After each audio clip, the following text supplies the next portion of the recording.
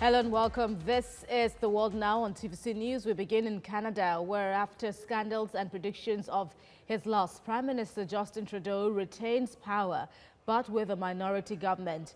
His rival, Andrew Scheer, has conceded defeat, but claims his Conservative Party were leading the popular vote. We have more in this report.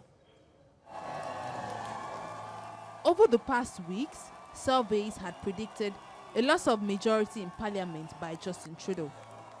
That's the summary of Monday's election, as Justin Trudeau's Liberal Party now have to rely on the support of smaller parties. According to Elections Canada, Mr. Trudeau's Liberal Party won in 156 out of 338 seats, which puts it far short of the 170 seats needed for a second straight majority government. The Prime Minister, who addressed his supporters, says Canadians rejected division and negativity through their votes. From coast to coast to coast, tonight, Canadians rejected division and negativity. They rejected cuts and austerity, and they voted in favor of a progressive agenda and strong action on climate change.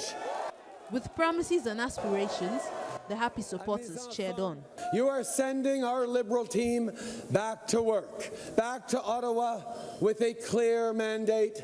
We will make life more affordable. We will continue to fight climate change. We will get guns off our streets, and we will keep investing in Canadians. Conservative Party leader Andrew Scheer has conceded defeat, but not with the claim that the defeated Conservatives were leading the popular vote. Now, I have just spoken with Prime Minister Trudeau to congratulate him on winning the most seats. And my message tonight is that the strength of our democracy is not only measured by the ballots we cast, but also by how we move forward after they're counted. Andrew Scheer is optimistic his party is close to victory. We've also made some history of our own tonight. Tonight, we have accomplished what only two parties have ever done before by holding a first-term majority government to a minority.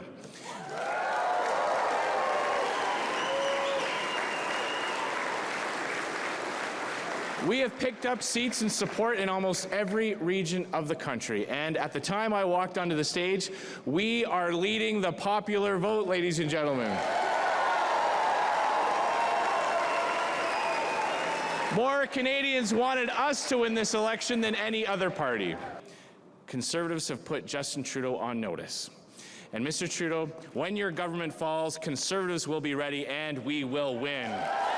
Justin Trudeau, who took power in 2015, saw his popularity drop over old photos of him in blackface at an Arabian Nights-themed party in 2001 when he was a 29-year-old teacher. Well, let's get the views now. Global Affairs Analyst Jonathan Watchel. He joins me via Skype all the way from New York. Thank you very much and welcome to TVC News. At this time, what do you make of the outcome of the Canadian elections?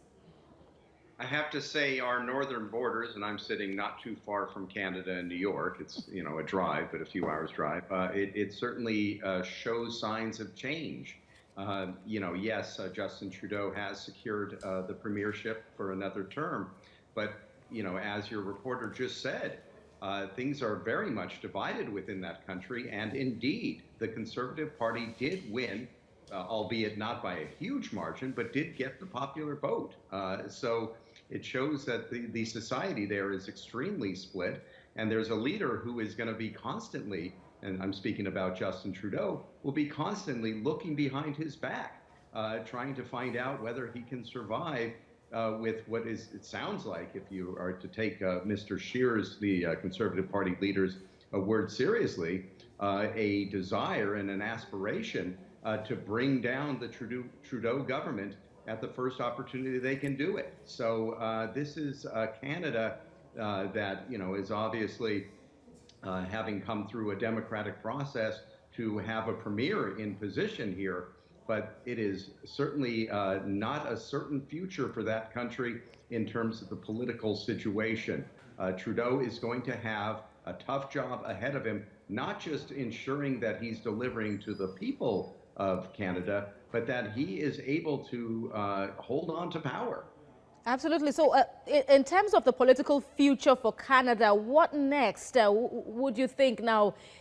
Does the future lie for Canada, especially where a coalition government is concerned?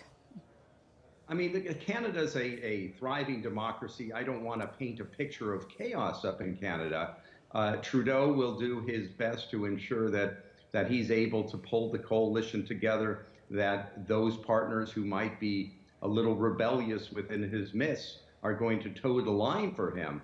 But it is certainly a pressure that is always going to be on him when you have a situation in which you have at least, in fact, more than half of the Canadian population having actually voted against him, you know, in terms of sentiment. And he's going to be dealing with Conservatives holding more seats within Parliament, and his own party having had received fewer seats. It's going to be an ongoing challenge for him, not only in terms of preserving his premiership, but also in terms of trying to get legislation and his agenda through, because he's going to be encountering roadblocks moving ahead. He had a much easier time his first term. This is definitely going to be a lot more brinkmanship needed on his part. Let's talk about the NDP party now. NDP under Singh won 24 seats, about 15.9% of the votes.